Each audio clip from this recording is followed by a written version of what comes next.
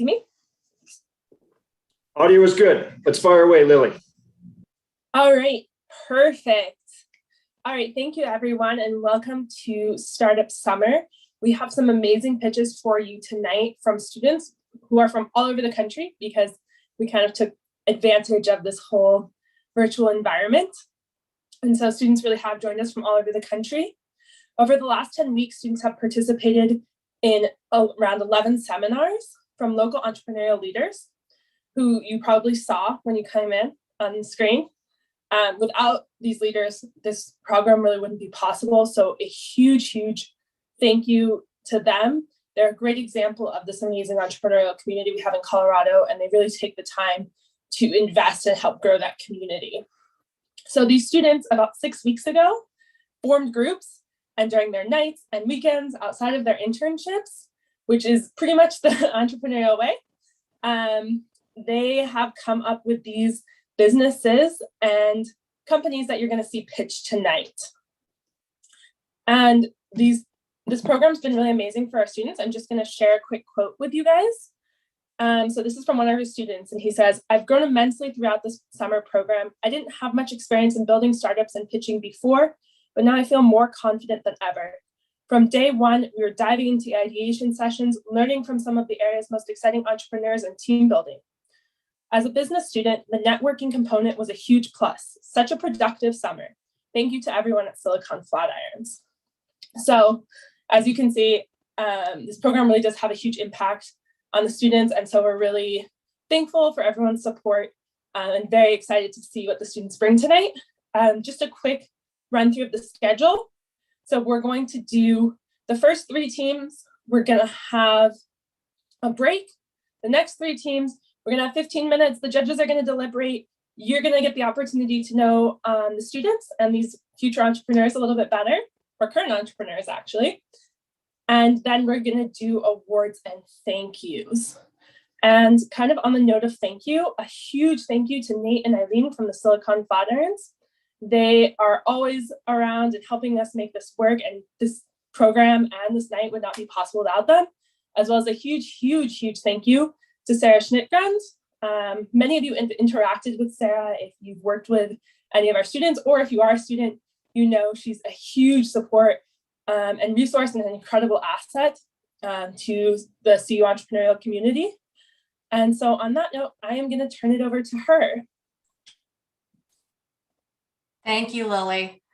And I just want to say a huge thank you to you, Lily, that you stepped up as the managing director this year. And the program, we couldn't have done it without you. So thank you so much. I don't know if you all were able to see that slide. Eileen, I don't know if you could put that slide up of all the companies that supported us this summer. But I've been really grateful this year from the entrepreneurial community that has come together to really support our students. All of these companies reviewed resumes, conducted interviews, some hired our students, and it's just been an amazing support. And also a huge thank you to you students. The students who participated this year were engaged and they were hardworking, and what they've been able to pull together in 6 to 7 weeks has been amazing. So, pat on the back to all of you students. You should be really proud of yourselves because I'm super proud of you. So I will turn it over to Brad.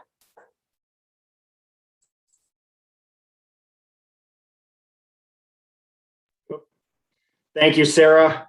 I just dropped into the chat. Welcome everybody to Silicon Flatirons Startup Summer Finale. This is our pitch night. It's becoming a rite of summer. We can't end the summer without Startup Summer Pitch Night. And I'd love to know who is in the Zoomiverse here tonight. Please drop in who you are and what your connection is to Startup Summer, why you're tuning in as we're getting going here. A big thanks to our sponsors. If Eileen, you could put up our sponsor list, that would be most welcome. We've got 3 primary sponsors for Startup Summer. The first is the Caruso Foundation. Big thanks to Dan and Cindy Caruso for making this program possible. Second is the Anchor Point Foundation. Big thanks to Brad Feld and Amy Batchelor and the Caruso Foundation and Anchor Point have been behind Startup Summer really pretty much all the way through in one form or another. And this year we have a new sponsor, which actually is a company that came through Startup Summer, or at least the founders did. Fletcher Richmond and Help are sponsoring Startup Summer. And Fletcher and his co-founder, Kamran, met through this program. Danielle Dannenberg, who is part of the company, actually ran the program one year. And it's just a fabulous story to have them coming back and sponsoring. So you get a chance in the community, please tell Dan and Cindy Caruso, thank you. Brad Feld, Amy Batchelor, thank you. And really special to have Fletcher Richmond and the Help team coming back and getting behind the program. Thank you, by the way, Eileen, for hooking this up. What are we doing with Startup Summer as we get going? 3 purposes of Startup Summer. The first is to educate the participants with respect to entrepreneurial methodologies. Some of this year's participants come in more up to speed than others, but everybody has a chance to go deep on entrepreneurial methodologies. Education is the first purpose of Startup Summer. Second is to tie these participants more into the front range scene of entrepreneurship. So the students, you may not have known that this is a bit of a bait and switch, but Startup Summer is a magnet. You guys are the next generation of talent in Boulder, Denver, Colorado Springs, Fort Collins. We are trying to get you looped into this scene so that when you graduate, when you're ready to start a company, when you're ready to go work for companies, that you're going to do it in the front range. And third, we hope to use Startup Summer as a way to increase connectivity between the front range scene, CEOs, other C-level executives, people who work at companies and emerging companies, the front range, and see you in Silicon Flatirons. So that's what we do through this. And this is the 10th year of Startup Summer. And I just want to emphasize, the participants in this program, they're mutants. They're working all day in their internships, and they do this during their nights and weekends. It is an awesome program of self-selected individuals, highly motivated. And the companies you're going to see tonight are about 7 weeks old or less. These are fresh ideas. They made a ton of progress, and that's a lot of fun. Here's what we're going to do tonight. First, the companies are going to pitch about 5 minutes. They have their choice as to whether to pitch live or whether to show a video, and you're going to see a mix of that. After the company pitch, 5 minutes of Q&A. I'm going to introduce our judges here momentarily. And following the Q&A, we're going to have about 3 minutes of judge feedback to the companies. Blessed are the flexible, for they shall not be broken. We're doing this in the Zoomiverse, hopefully about ready to get out of the Zoomiverse. But if we've got technology issues, we will take a second, breathe, and try to make it work. Finally, we've got some money awards. This is so much fun. Nobody's coming out of here empty-handed. Our 5th and 6th place teams are going to take home $500 each. 4th place team gets $1,000. 3rd place, $2,000. 2nd place, $3,000.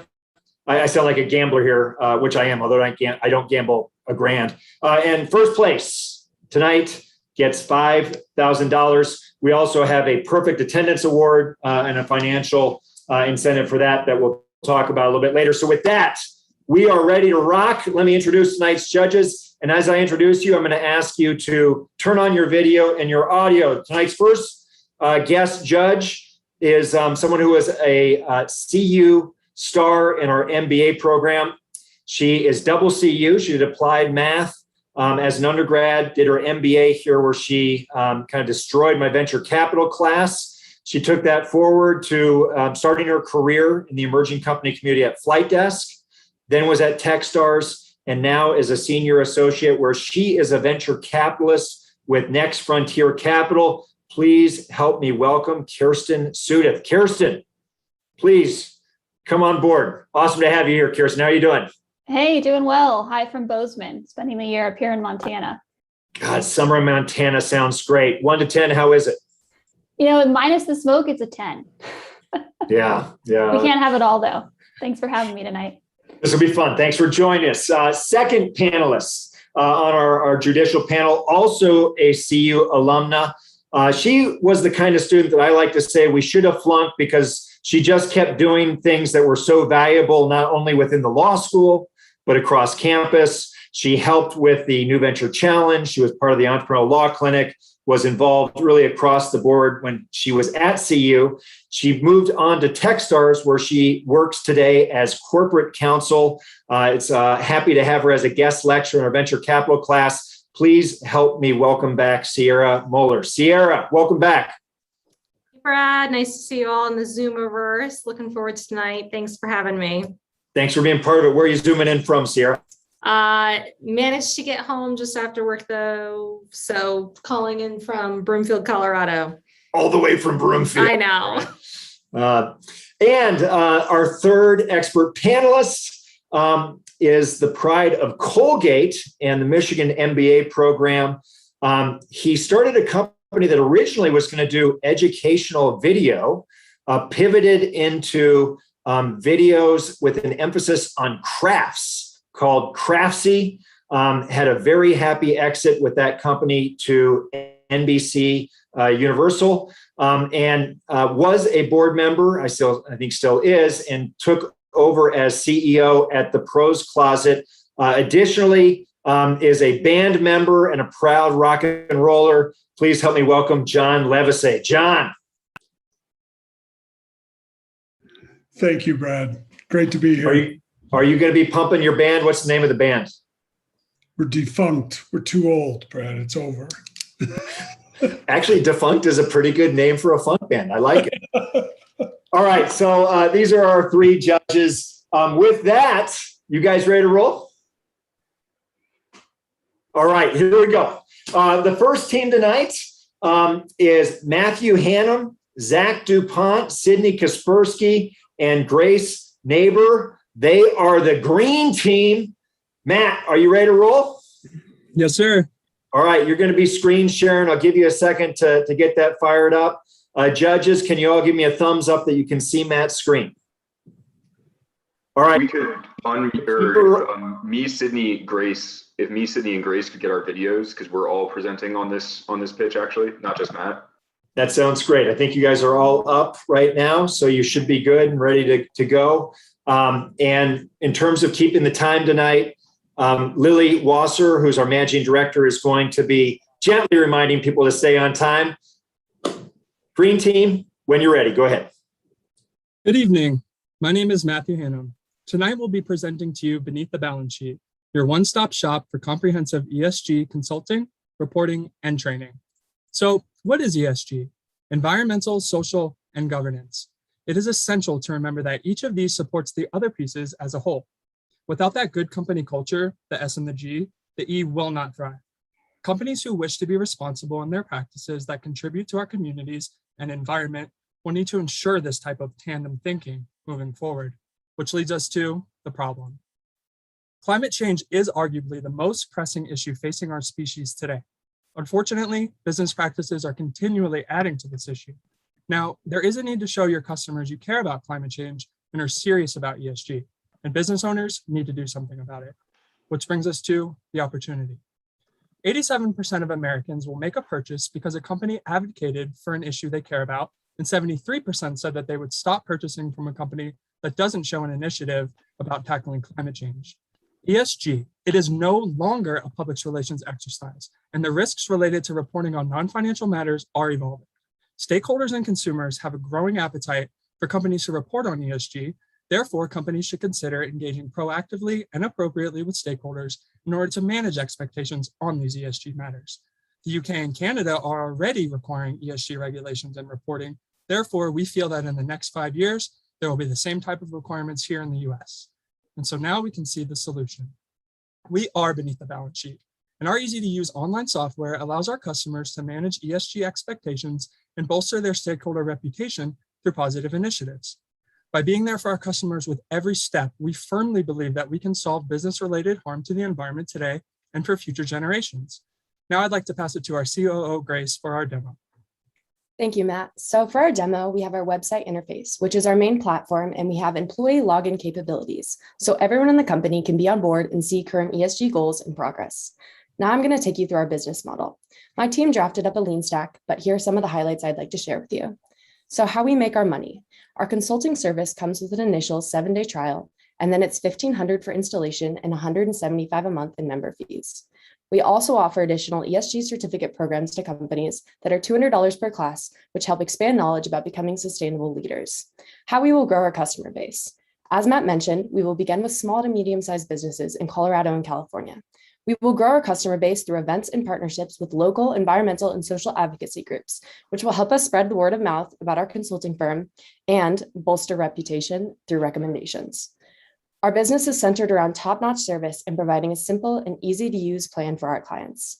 We're going to be approaching food and beverage, smaller transportation companies with an emphasis on electric and retail. Now I'm going to be passing it off to Zach for our financial projections. Thank you, Grace. So here you can see our fiscal projections for years 1 through 6.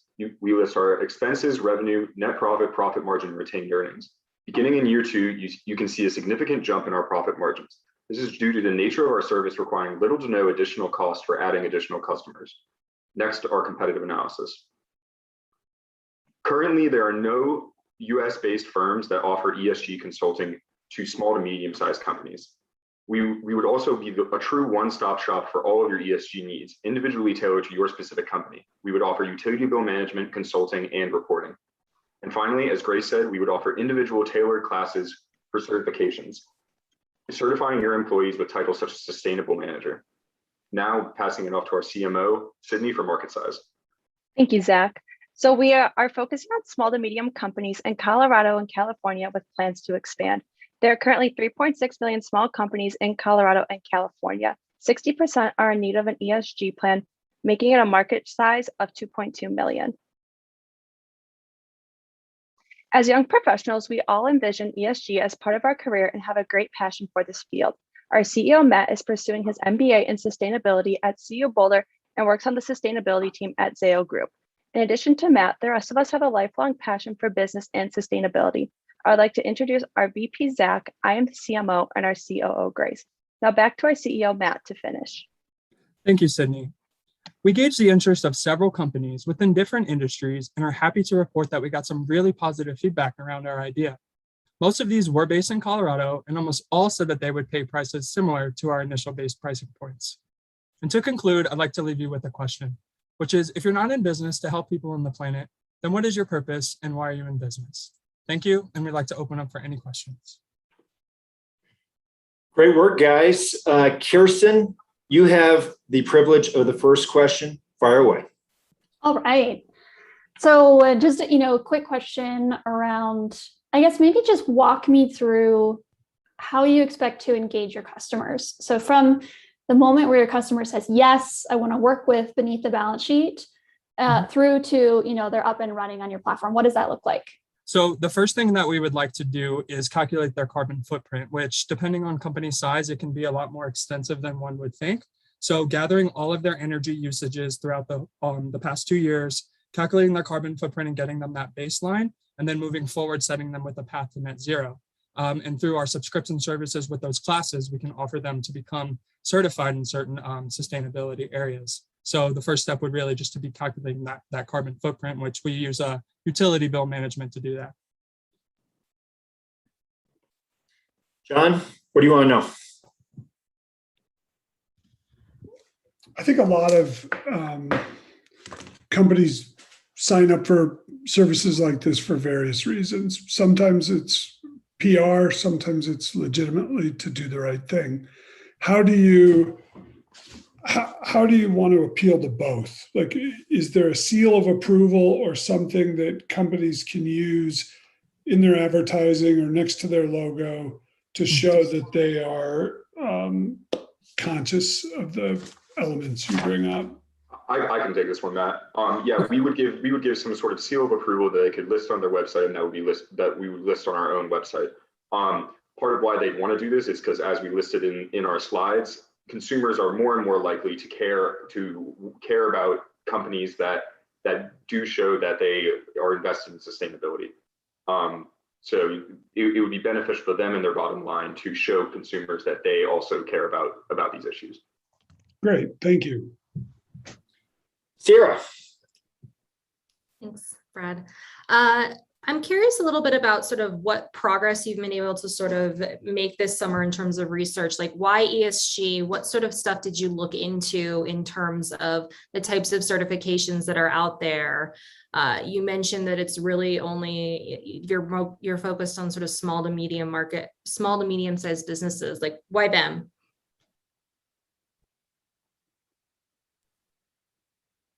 We feel that being able to offer this service to small to medium businesses is beneficial because of the fact that it might not be something that's first on their radar.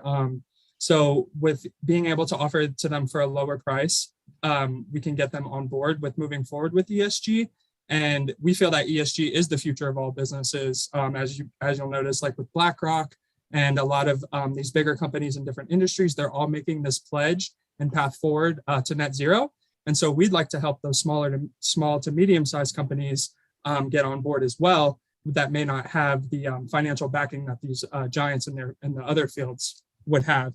And like I said, yeah, we feel that ESG is truly the future of all businesses. So it's kind of like that early wake-up call to the future of ESG coming into the business, and helping the small to medium-based companies is key because they don't have that financial backing that a lot of the larger companies would, that are already pledging to do certain things around ESG.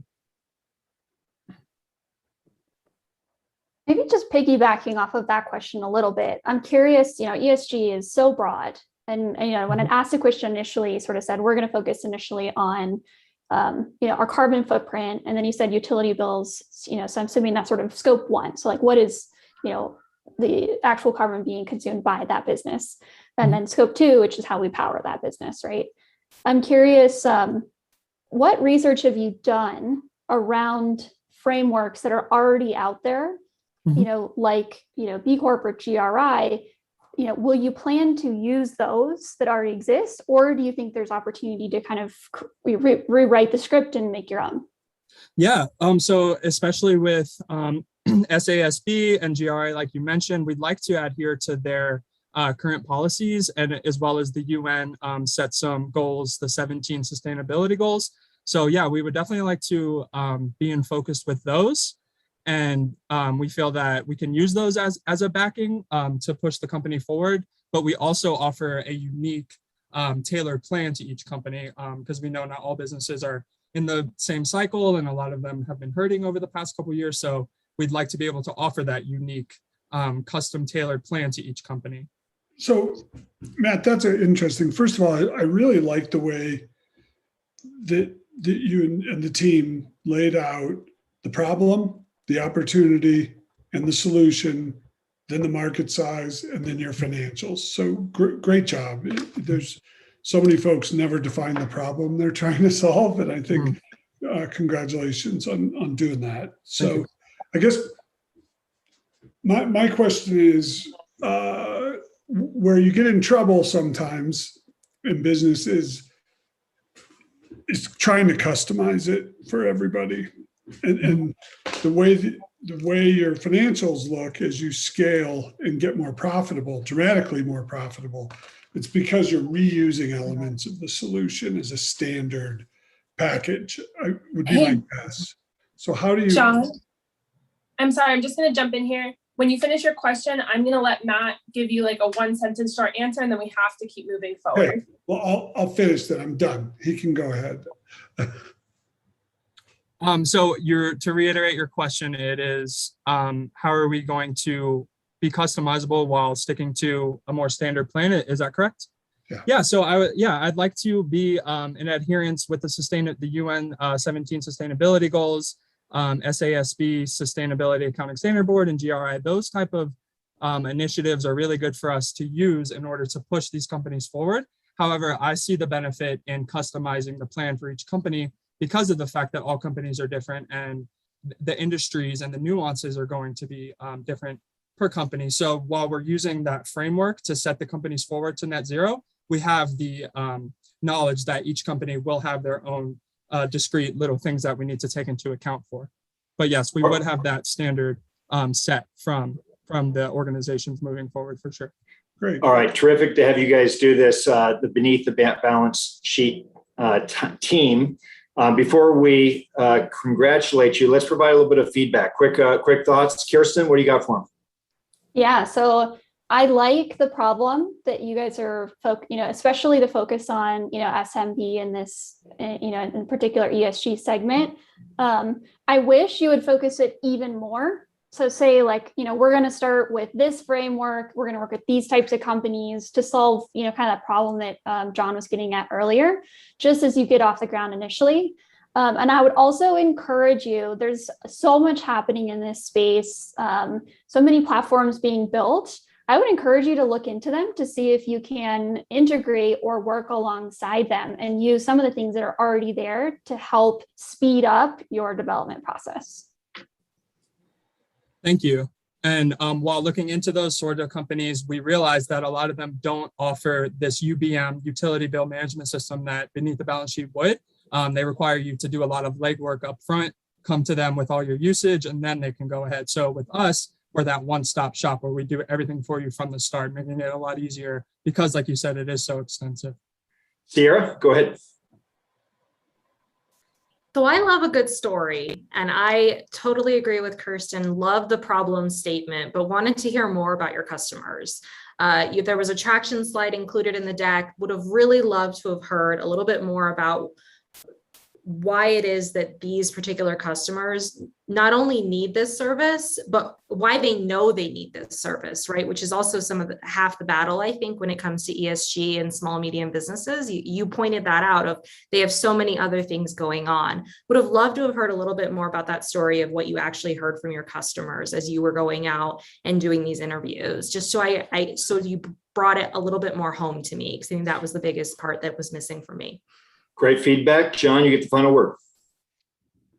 Final word is I think you laid it out very logically. I think you're a victim of time constraints here to some degree. And I agree with Sierra that it would have been nice to hear a little more about the product market fit for the customers. Like, what are their pain points and how specifically you're going to solve those. But great job.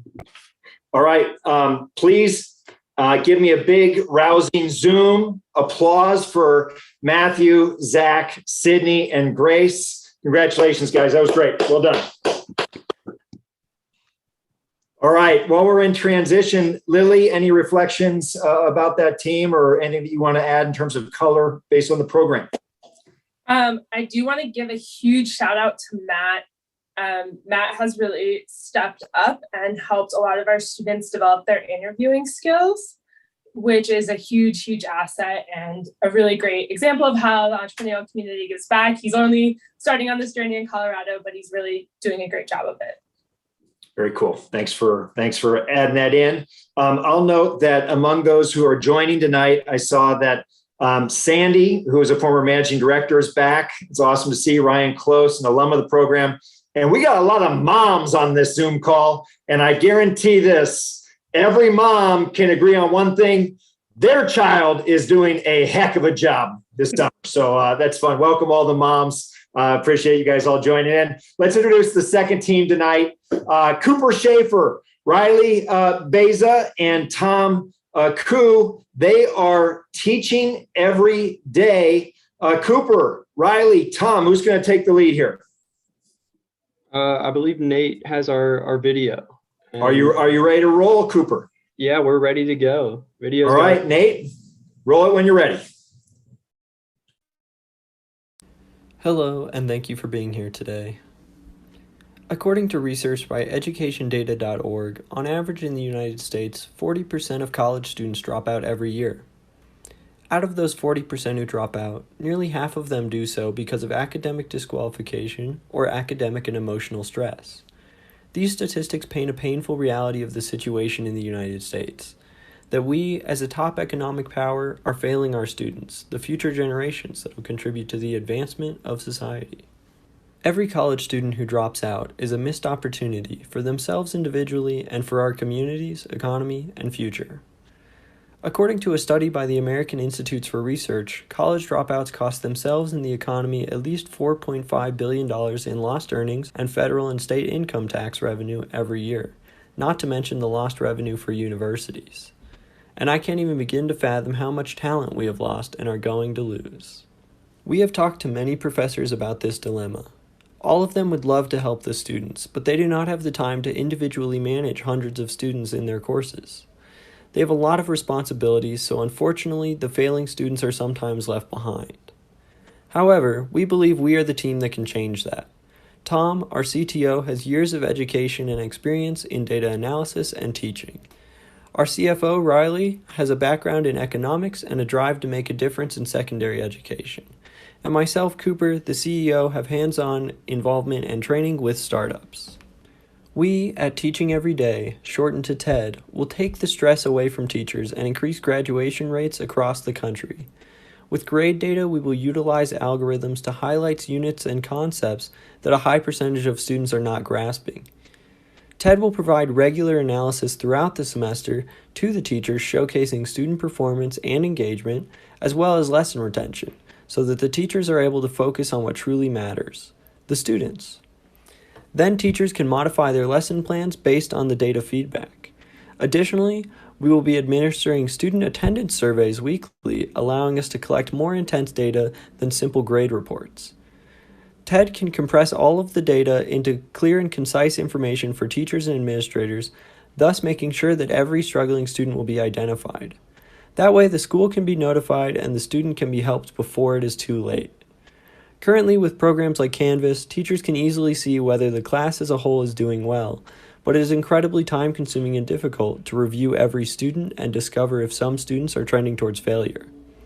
This is why TED will also allow looks into individual student statistics in addition to the broader trends. Certainly, we would expect students that are struggling to utilize free campus resources like tutoring and office hours. But sometimes what it really takes to get a student to take action is reaching out to them. Teaching Every Day aims to take the burden away from teachers and students in order to decrease the dropout rate and aid in the statistical and financial success of schools across the country. At Teaching Every Day, we will have extensive setup requirements and costs as we continue to develop automated algorithms that can interpret and analyze the grade data and behavioral survey data to create useful information. Once a school is set up with our program, very little interaction from TED will be required beyond possible technical support, thus making our operating costs much lower than setup. However, throughout the entire process, we will be paying for server space, and the more schools and students we provide the service for, the more that'll cost. That is why the cost for TED will be $10 per student per year, dropping 10% for every 10,000 students from a single university.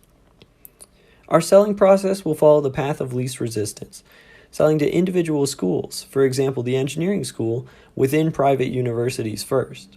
We estimate that within the first 2 years, we can secure contracts for 5% of the 5 million private university students, netting an approximate yearly revenue of $2.5 million. From that point, we will have the funds and structure to begin pushing into public universities as well. The prime selling point to universities of Teaching Every Day is simple. Less dropouts translates to more tuition and greater respect. TED will radically improve American secondary education by helping universities and students reach their full potential. Thank you again for listening to our presentation. Thank you, Team TED. Sierra, let's have you bat lead off, and then John, and then Kirsten. Sierra, you get the first question. Great. I'm curious about your marketing strategy and thinking about how you're going to position this product to universities against the larger competitive landscape. So we think that our difference is going to be that most of the bigger landscape like Canvas or different LMS system, they offer different kind of statistics given to the professor. But the professor usually don't have the time to look through all the statistics because they are busy doing research and they have other commitment besides teaching. So our idea is that we do it in a much more individual way, where we look at what the department is doing. We look at the data, we do some data analysis, and we focus much more on serving the department where we say will push for increased retention rate in the classes. So that's always going to be our difference. John?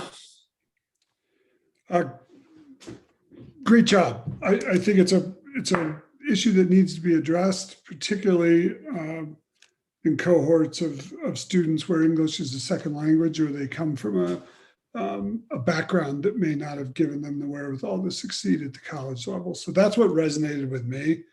The universities will be just fine if they lose a little revenue, one less building to go up. But as far as the lost potential and the debt incurred by students and the missed opportunity, that's what resonates with me. I think that's a hook that is maybe not when you're selling to the universities, but as a PR hook, I like it. I guess from an AI perspective, and it's a big one to throw around, but what are the three indicators that are harbingers of student failure that you see, and how do you capture that data without getting into privacy issues with universities who are notoriously squirrely about that? So first, addressing the privacy issue, the best idea we think is that we just go into anonymize ourselves basically. So like when a student goes into our system, it goes through like a blinding system where like student identity comes out one way and we just receive tokens. So we don't know what student we are looking at, and the only thing we know are the data points. So when we return the data back to the professors and school administration, they will get access to the identity, but we don't. And then regarding what is the data that's feeding into our algorithm, I think it also depends on different departments, but I think it constitutes on two main points. So basically, we have hard data where performance of the student is doing well, the student is going to the class. So these are hard evidence. And also we also collect what is called behavior data, which is increasingly important in education, where you collect stuff like how do you feel about the classes, how do you feel about the environment that you are in. There are a lot of factors that contribute to the student success, even the culture difference. So we will collect all the behavior data and combine with the performance, and we make decisions from there. Kirsten. Yeah, I had a very similar question. It was helpful to hear some of those data points, that you're going to be collecting and then using. My question is really then, okay, what happens next? So you collect this data, you've identified a student that's at risk for this. Obviously, some of what you learn can be used to solve this problem, but some of the problems that may exist might not be able to be solved by you. And so, just give me a sense of do you have a sense of the things that, could be contributing to this? What can you solve? Or, what can the teacher solve versus which problems are sort of beyond the scope of what you can do? Tom, before you answer, I just want to let you know you have 30 seconds, and then we have to move on to the next part of this. Okay, so the biggest factor that I think is going to be beyond our scope is going to be financial hardship. If a student is dropping out because they don't have money to pay for college, I think the best thing we can do is to point them to the counselor if we identify that, but other than that, we cannot do anything about it. We want to focus more on academic failure and maybe environmental stress or stress from other sources, and we want to identify that, and we point to different organizations like counselors, we point to the helping centers. Not just the teachers are going to solve this, of course, we are not going to be the solver. We're just gonna work with different administration, and the idea is that they know what students they need to focus on. All right, before we thank Team TED, I'll just add a little bit of color before we get feedback. The debt issues for students who drop out of college are massive. That is the group that's most at risk in terms of debt load, having quality of life, long-term effects. And so I think John alluded to that. You guys are onto a super important problem. And also student retention is a real priority at the university level. It's something that affects parent decision-making. It's something that certain rankings take in effect. And so I think that what you guys are on to is a super powerful issue. Sierra, what do you got in terms of feedback? So love the concept of sort of machine learning on concepts and giving that information directly to the professors. Boy, do I wish I had that in law school, as do many of my other students. That being said, I mean, I think what I would have loved to have heard a little bit more of is just, again, you really did focus on, I think, the technical aspects of what your product is doing, but it's such a human element. What you really were getting at is being able to better connect teachers and students to really help with that retention element. And it just would have been nice to sort of just connect those dots a little bit more about how that product ultimately does that. Because you're absolutely right that sometimes all it does take is just a teacher to connect with a student. So would have loved to have just thought a little bit more about how those elements really kind of fit together in the broader piece of the pie to help with retention and decreasing dropouts. So really nice job. John, you had a company that tried to sell into universities. Interesting perspective on this in terms of lived experience. Go ahead. Yeah, they're slow to move. I mean, I think it has to be pretty compelling and priced right initially. Like get that first customer or two, get the first two. Don't worry about, I wouldn't even worry about making money on the first few. Just get in somewhere and show results. And I think it's actually a really good way for the universities to evaluate their teachers as well. Which teachers are sensitive to this, and when the data is put in front of them, respond to it, and triage students either to tutors, to counselors, to financial advisors. Like, I think it's a great idea. And I think it's going to be, you're going to have to be patient and get in early. Privacy will be a big one. Cost will be a big one. But ultimately, it benefits the universities and the students. And I think you've got a really good idea in your hand.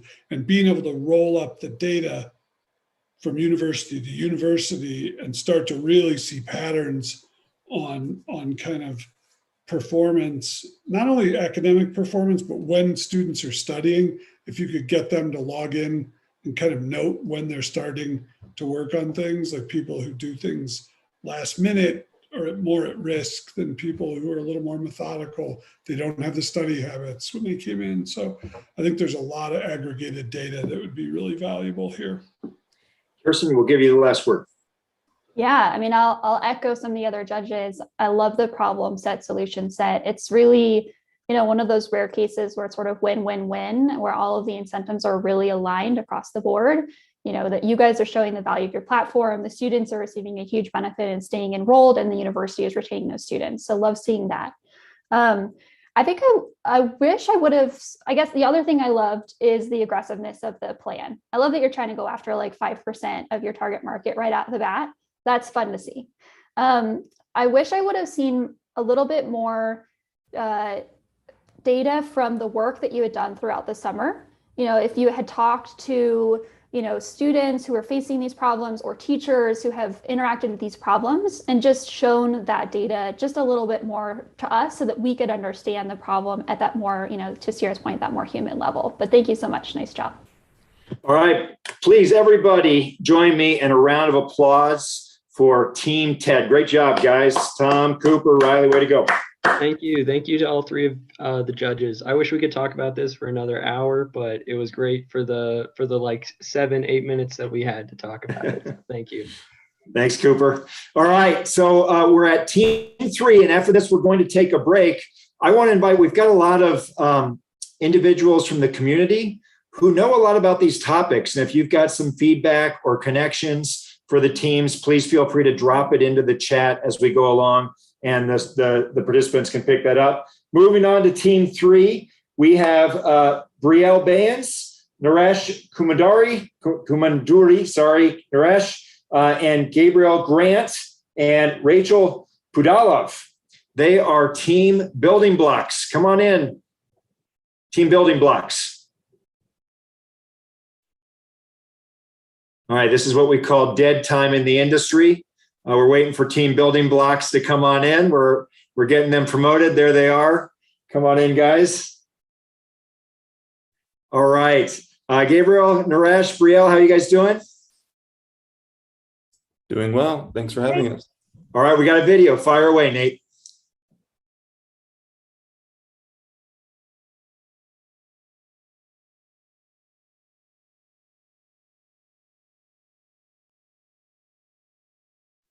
Hi, I'm Brielle, CEO of Building Blocks. If you're in tune with the 24/7 news cycle or a frequenter of the roads we use every day, you're probably aware of our crumbling American infrastructure. Here at home in Colorado, driving on poorly maintained roads is costing the state $1.9 billion annually. In the Denver metro area, 40% of major and state maintained roads are in poor or mediocre condition. When our infrastructure is properly functioning, we're enabled to connect to our vast networks and drive economic growth. Properly functioning infrastructure requires collaboration across the American economy. Building Blocks is a data collection and presentation company. Through its data centralization processes and infrastructure mapping features, Building Blocks provides a simple-to-use platform for private and public actors. Building Blocks can aid our customer base to efficiently recognize where the greatest needs are in our infrastructural network, starting here in the Denver metro area. Here is a first look at our platform. Using AI and GIS-based tools, users can easily navigate our integrated mapping software with advanced infrastructure filtering. They are encouraged to report infrastructure-related issues they observe in their local communities and can view them through pins on the menu. For users who seek a more detailed history about infrastructural deficits, our platform provides past and live contract information posted to local and federal repositories. For those with an interest in risk and value assessment, we are developing an image processing model which expedites the labor-intensive surveying process. Building Blocks is a one-stop shop for concerned citizens, policymakers, independent contractors, and insurance agencies. Building Blocks aims to make money through a scalable and tiered membership model. Aligning with related GIS presentation services, Building Blocks offers a free-to-use interactive data platform for the general public who want to gain further insight into infrastructural issues and provide input data of their own. Additionally, we offer a scalable pro version of our software, which allows the more engaged user to utilize our most exciting features apart from the integrated map.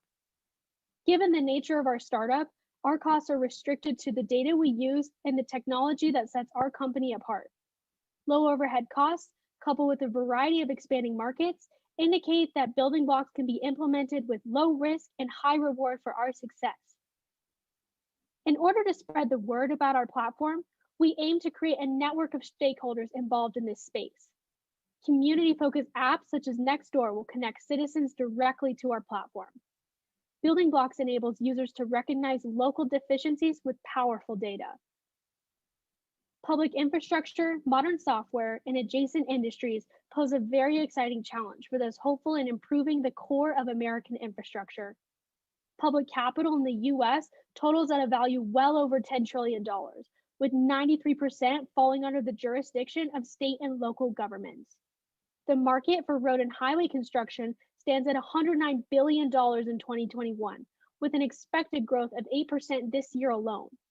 In 2020, the global GIS market was valued at $8.1 billion, with projected growth coming at a staggering 12.4% per year. All of this is compounded by the massive growth of the AI-based tools market, with $25 billion valuation of their software services market in 2020.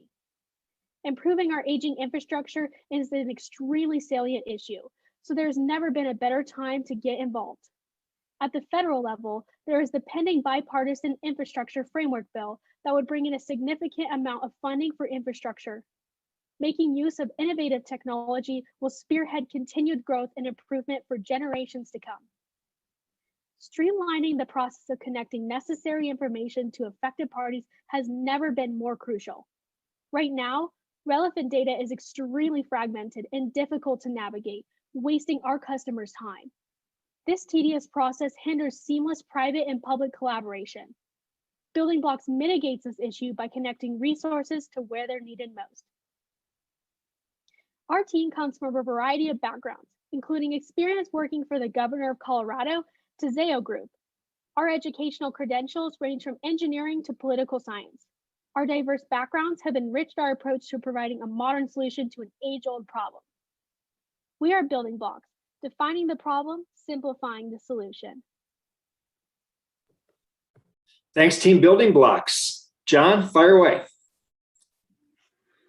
So big problem, a lot of money sloshing around, always good places to start a business when there's trillions of dollars of funding coming and a mismatch of where the funding goes.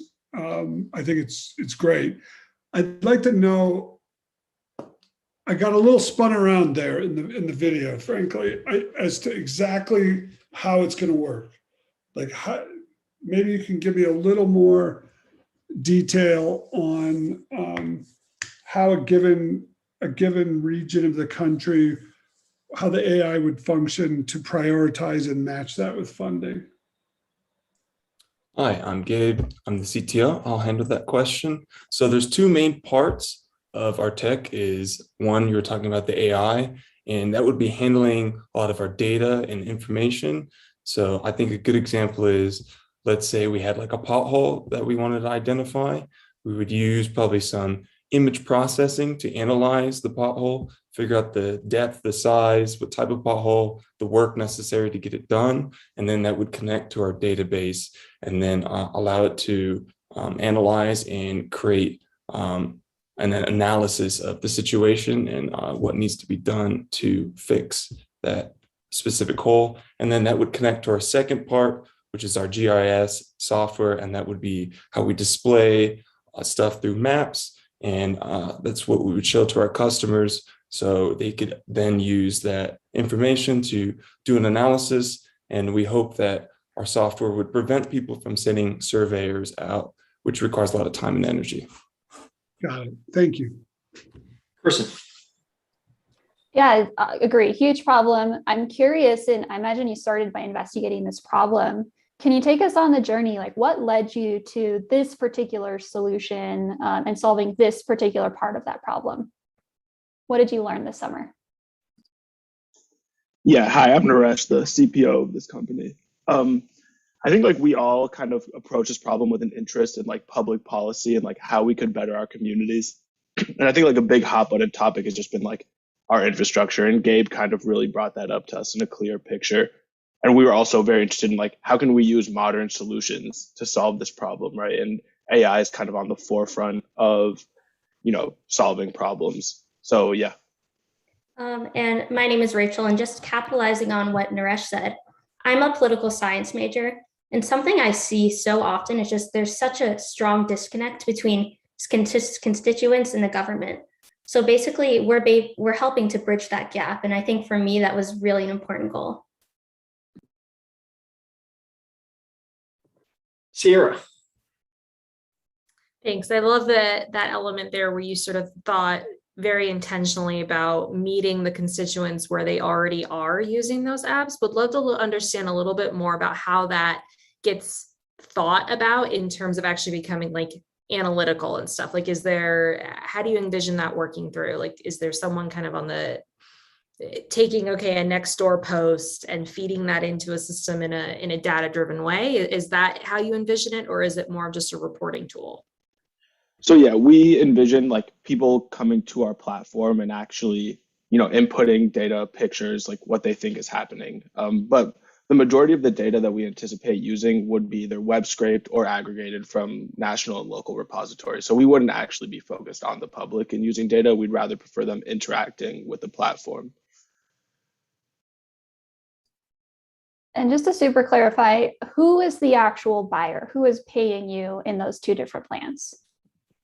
Yeah, that's a great question. So we would say our main customer are insurance agencies and the contractors, and we recommend they use one of our subscription tiers. And then we recommend that the local governments are able to use our free version, but they can also use the corporate scalable tier. We also have different subscription ideas for how big the company is. So if you begin at 0 to 100, we would charge you about $15, and then scaling up, it would be around 10 to 12 because that is what current mapping data companies are charging. So I'm just going to jump in and let you know that you have about 20 seconds to ask one last question, or just move on to feedback if you prefer.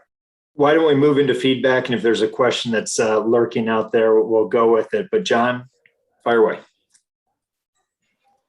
Sorry, I had a technical glitch there. I did not hear. Oh, good. So we're moving into feedback. What thoughts do you have about building blocks? I think it's as I said, interesting problem to solve. The UGC element of identifying some of it, I'm still a little unsure as to when the question gets asked of who's your customer and there's multiple answers, sometimes that can be distracting. Like, I think you're better off honing in probably on one or two. I think you have an interesting nugget here that could be a great business. But I think you need to refine a little of who's the target customer and what prioritization you're going to go after them. I would also be a little wary early on in the presentation of too much video, because it can be sometimes a little dreamy and distracting, as opposed to like putting opportunity, solution up there and being a little more literal. Maybe that's just for me because I'm slow, but.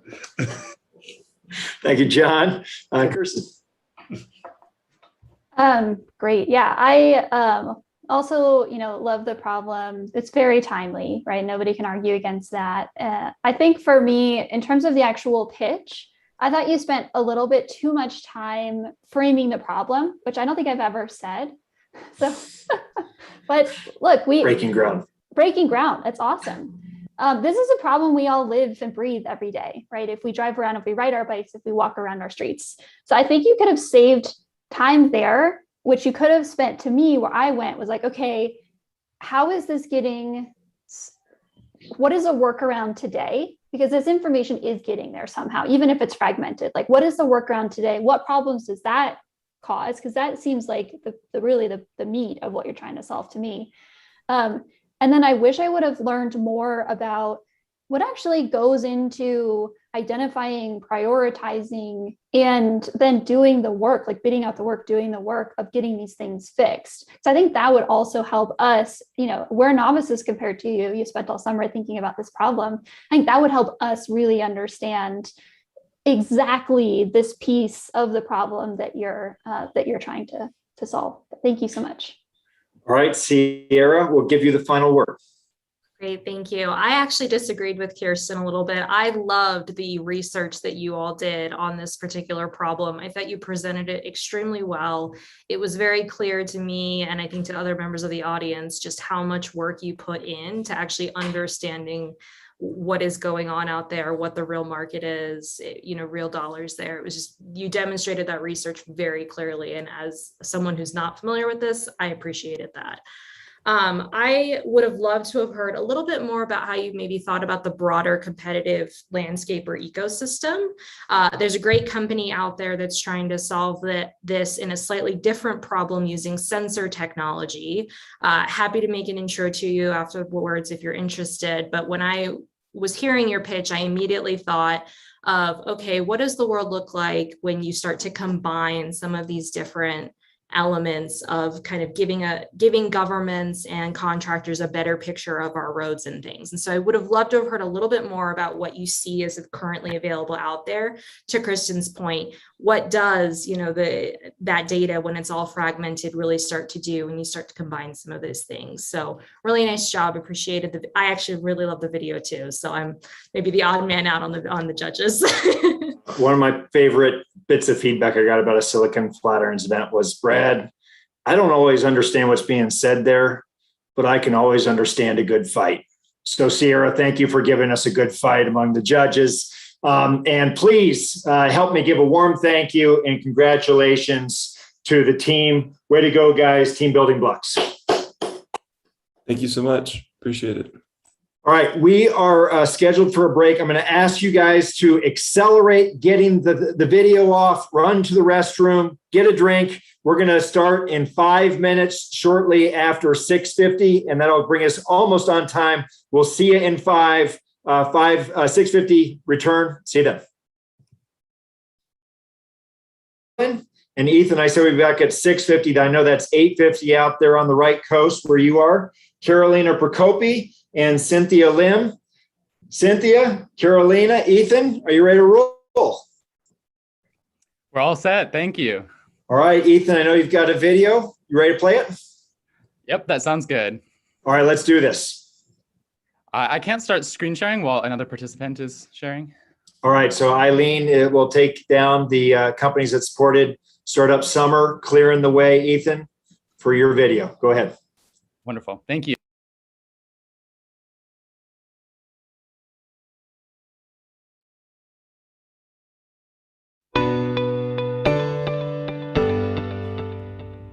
Nonprofits form one of the largest backbones of social capital in the US.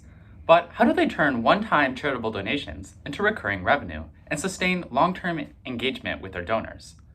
Research suggests that finding answers to these questions may not be as straightforward as you might first think. Only half of donors return to make a recurring payment from one year to the next. We are setting out to solve this retention issue. Enter Volunteer, the one-stop shop for increased donor charity engagement. Our interactive mobile app aims to streamline payment automation, event management, and community networking, so charities can better solicit and communicate with their supporters. These features slot in nicely with market surveys, which have validated the effectiveness of doing, communicating, and giving, and improving donor engagement. On the whole, our mission is to support the nonprofits that support us all, from connecting pools of volunteers to increasing donor retention rates. Let's take a look at a graphic prototype of Volunteer to get a feel for the user flow. After loading up the mobile app, an interactive Discover feed appears, with information on charities and filters respective to different causes. If we decide to support a charity, a pop-up window allows us to customize how much money we would like to pledge. Then, after processing the payment, we are given access to a member-exclusive portal. Community admins can even post events for us to sign up for as a volunteer or attendee. On the next tab, imagine that an organization wants to poll some of their closest supporters about a workshop they are test running. This functionality is quick and responsive. We can also receive behind-the-scenes updates about how money pledged is making a direct impact over time. And if we get curious about who else is in our network of supporters, the app is rounded out by a comprehensive and customizable profile system with features such as private messaging. Alternative fundraising platforms in the mobile app market lack an emphasis on sustained relationship building between donors. They are also bogged down by pricey membership structures, which preclude small nonprofits from signing up affordably. Unlike its competitors, however, Volunteer incentivizes long-term engagement and helps charities expand their donor base over time. This component represents our company's defining competitive edge. Our business model is situated squarely in the competitive landscape, with a 3% platform fee taken as a cut from donations received, and an additional 2.9% charged by the payment processor, which could be Stripe or PayPal. Some of our closest competitors have platform rates that well exceed the 4% marker, positioning Volunteer as a cost-effective alternative. Because nonprofits are paying us on a fee basis that scales proportional to the volume of donations received, we are able to support small and large-scale organizations indiscriminately and service a wider prospective customer base.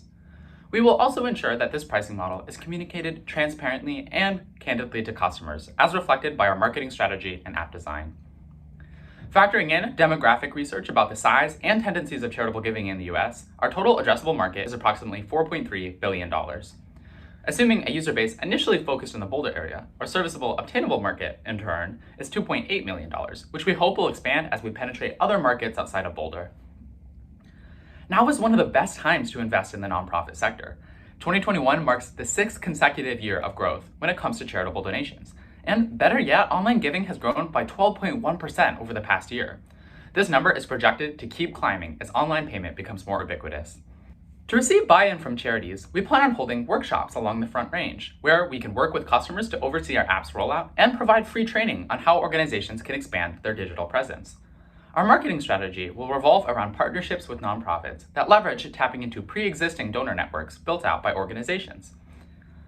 Confining our initial outreach to the Boulder area will also help us attract pools of donors that are shared between nonprofits, expediting the registration of users onto our platform. Guided by this approach, our vision is to sign up 15 organizations by the end of 2021. Then, we plan to double that number before next summer.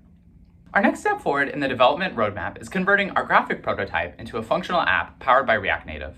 When it comes time for release, we'll use your funding to host the platform on AWS. Throughout the process, we anticipate optimizing the UX for donors to be an initial hurdle and hope to prioritize customer feedback as much as we can to address that. We have already conducted interviews and surveys with nonprofits around the Boulder area and are interested in hosting blind testing sessions at local libraries.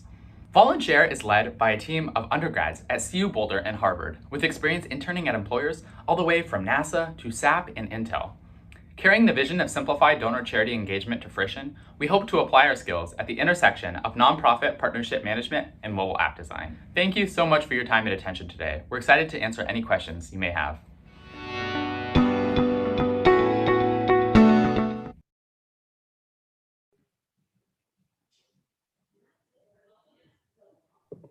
Yeah, I did it. That was great. Thank you, guys.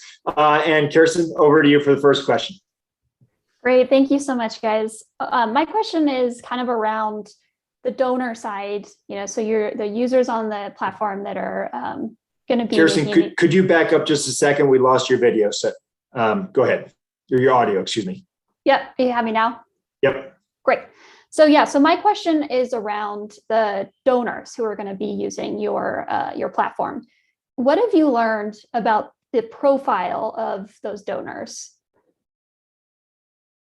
Are they young? Are they old? Yeah, give me a sense of that. And how much are they donating each time? Yeah. Mm-hmm. So we were actually looking at different ideas because we were talking with Lily and she's like, are you going to target those big donors or the smaller ones? So we do have the big donors classified as 25,000 per year and more, but the average is like 2,500. So it's like way smaller, and that smaller one is who we're targeting.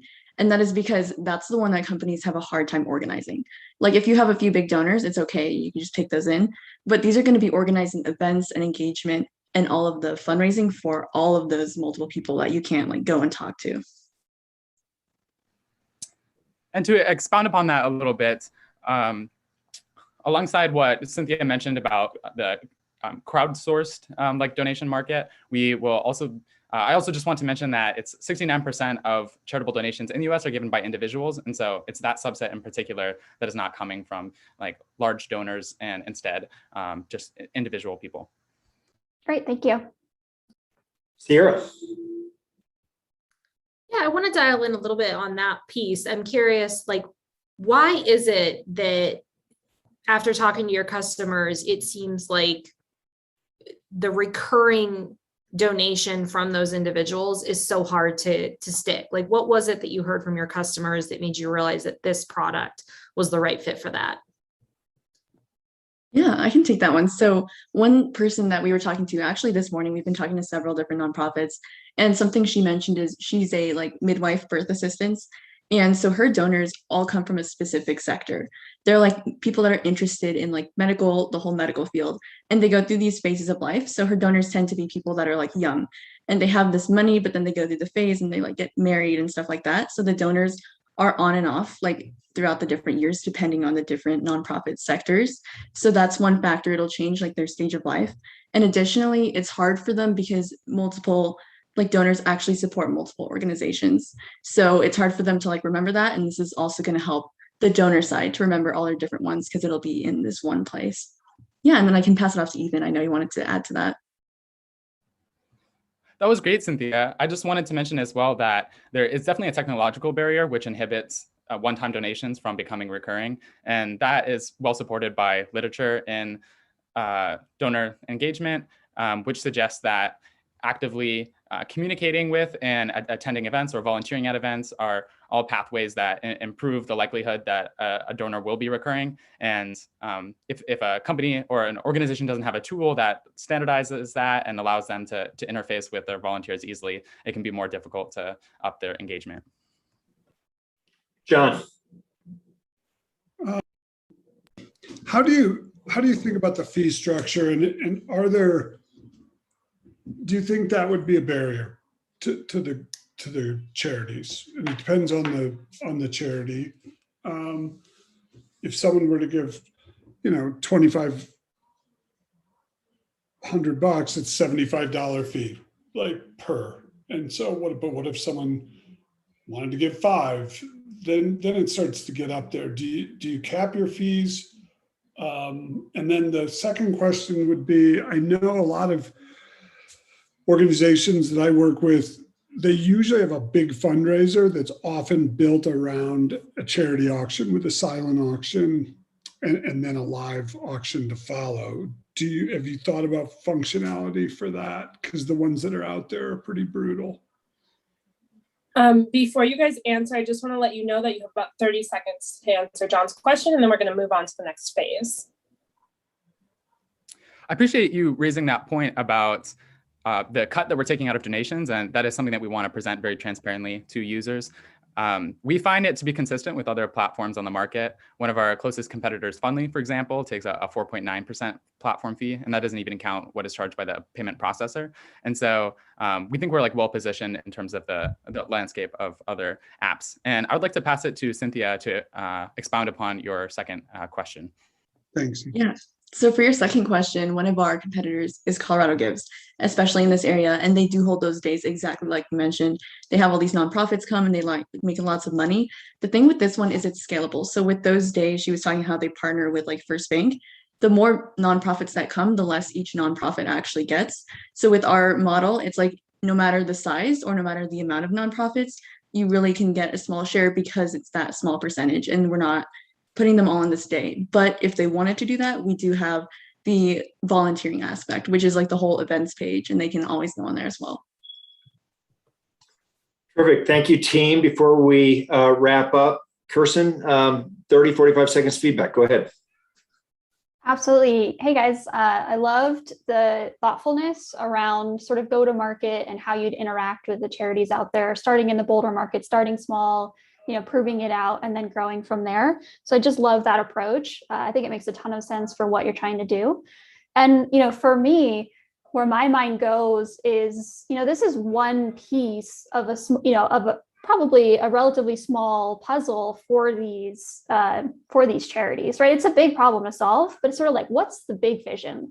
Where do you, once you've captured this part of that problem, where is it that you take this, to become this, a major problem solver for these nonprofits? Thank you.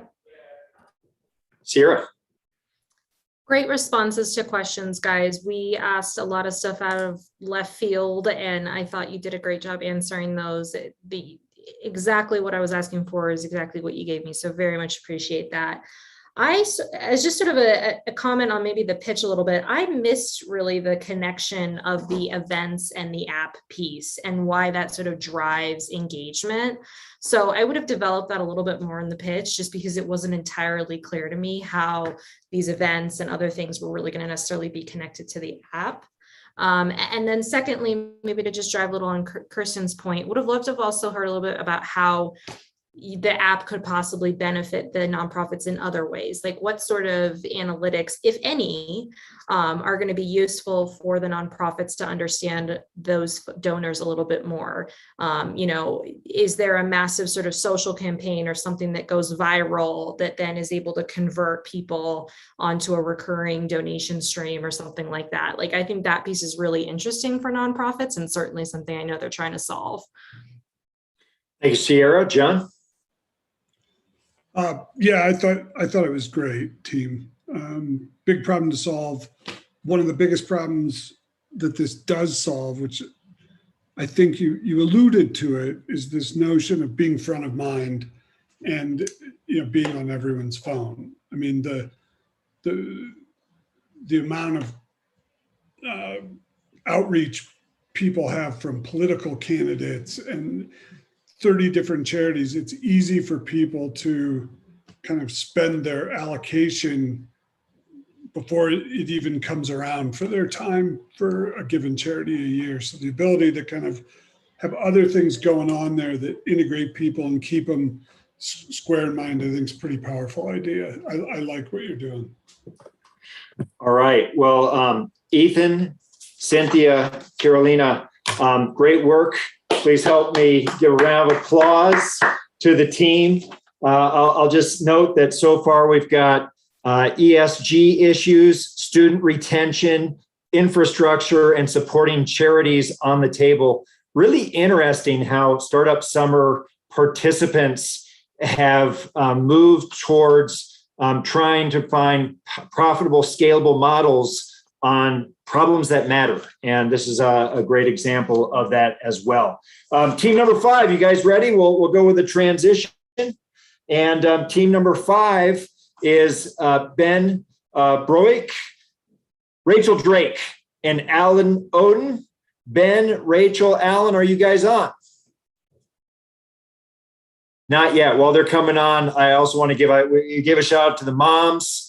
I assume we've got some dads on as well. And I love that we've got grandparents, because if moms and dads are supportive, that support's can be like, hey, really good, but you should have done this. Whereas the grandparents are just like, that was fabulous. They're like, you guys nailed it. Don't listen to the judges whatsoever. You were the best. So welcome, grandparents. Fun to see everybody in here. Ben, Alan, you guys ready to roll? And Rachel? All right, guys, take it away.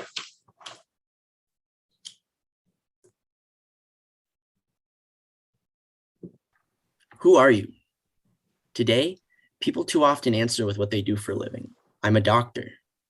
I'm an engineer. I'm a lawyer. But why not express yourself by doing what you enjoy or your hobbies? Who are you really? Oh, I'm a person who enjoys tennis or music or hiking. We're more than just our occupations, but not everyone has a hobby. 25%, a large portion of people are lost in something and can't express themselves without talking about what they do for work. At Hobby Seeker, we want to change that percentage to 0. Hi, my name is Ben Broik, and I represent myself, Rachel Drake, and Alan Oden as the founders of Hobby Seeker. We struggled to find a passion outside of our work or school that brought us joy in our daily lives. So we have come together to solve the problem that so many people struggle with at some point in their lives. Hobby Seeker is a program dedicated to giving you the tools to find a hobby you love and the motivation to apply yourself while being surrounded by a supportive community. After making an account by entering in your name, email, address, and password, the user will be asked simple questions like, what is your budget? And what is your time allowance for this? The program will then allow for them to choose up to 3 topics of interest from a wide span of options. Short introductory videos of an expert explaining the challenges, rewards, and emotions behind each hobby will be played to give the user a feel for what they might be stepping into. After, the user will be paired with a fellow user in their area. And together they can get to know each other and use the chat feature and ask any related questions about the hobby that they have in common. Everything Hobby Seeker offers is completely free, meaning no subscription fees for the user.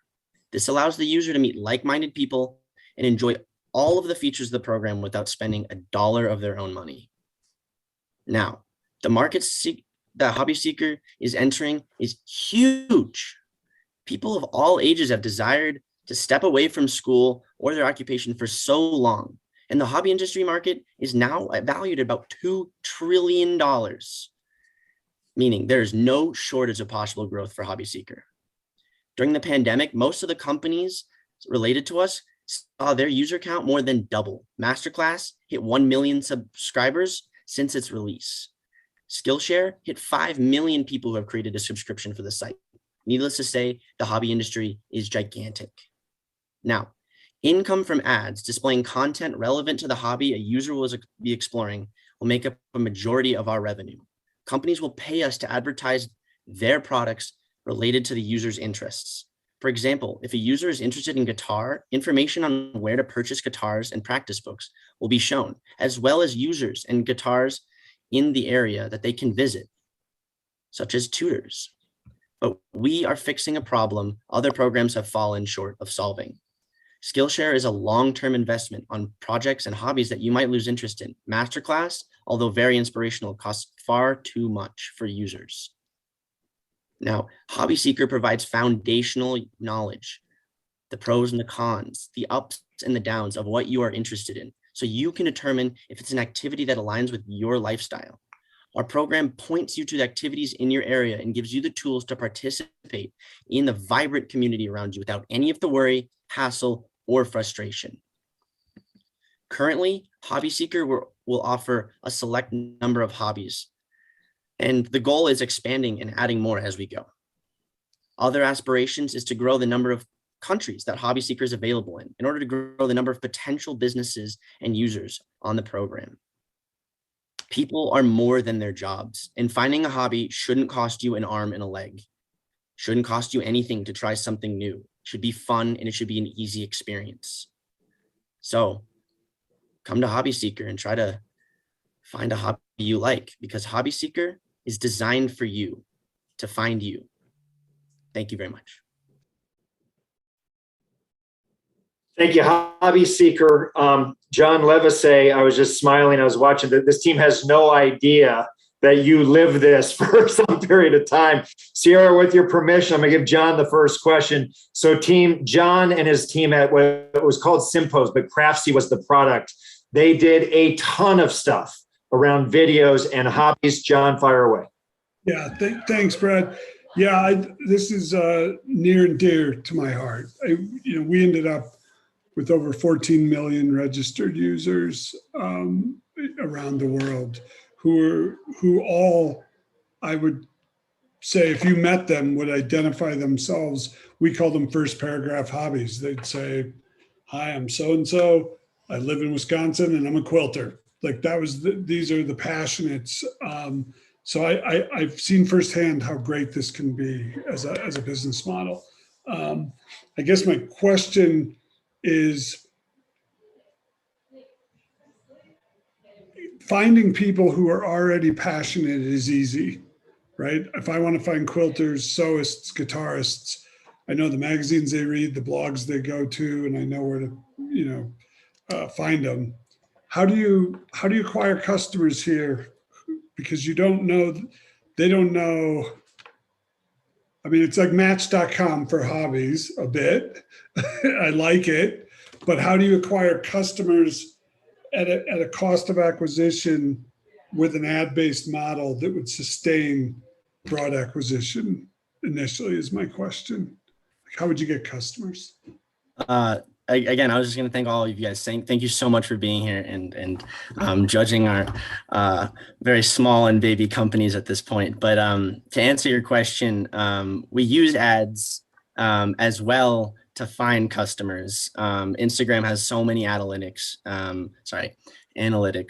to find customers, and most of that is time spent on the app. So Instagram has a wonderful way of showing me how many people spend way too much time on that app. Snapchat has similar but very small analytics in the same sense, and so many things find very easy ways to say, hey, a customer is spending way too much time on their phone. So an ad could come up that says, that shows hobby seekers. And what I found for myself, I have had a little bit of struggle with ADD, and I've recently been diagnosed, and I realized that Instagram was taking up too much of my time, and so that would be an amazing starting point, is to say some people spend too much time on something that doesn't really benefit them, and so that would be the first and primary method. But I think Rachel,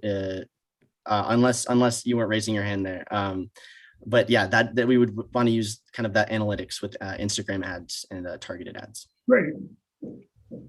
Rachel, go ahead.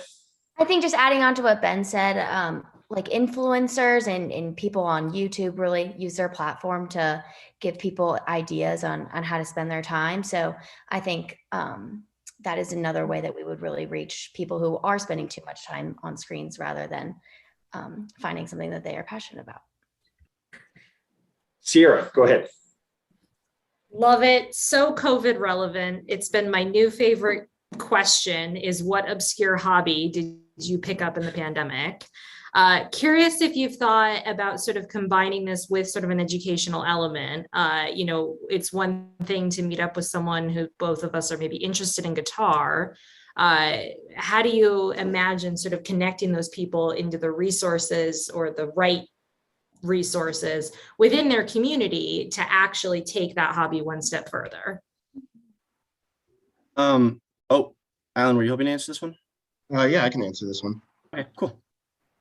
So another way with our social networking that we're going to add into the program is that you'll be able to find people who have done this before. They'll be volunteering to give out their information and so on to help, like, hey, if you, for say like tennis, they can reach out to you and say, hey, I'd like to get better at tennis. Could we go to like a tennis practice field and have some matches together? And so our social interaction will help meet you with people who have indeed done this. And with that, we can expand you to like, hey, if you like tennis, you might also enjoy badminton and other similar activities, which will allow you to go and continue expanding that. And then soon as the longer you use this app and become more used to these activities, then people can reach out to you since you've suddenly grown these skills and you can start teaching and like go giving back. I'm sorry, before we move to our next question, we are kind of out of time for the questions. Lily, so thank Brad, you for keeping us on time. We'll transition over. I'll just say, Alan, you had me at do you like tennis? And Rachel, I love that game. So John, feedback, 30, 45 seconds. What do you got?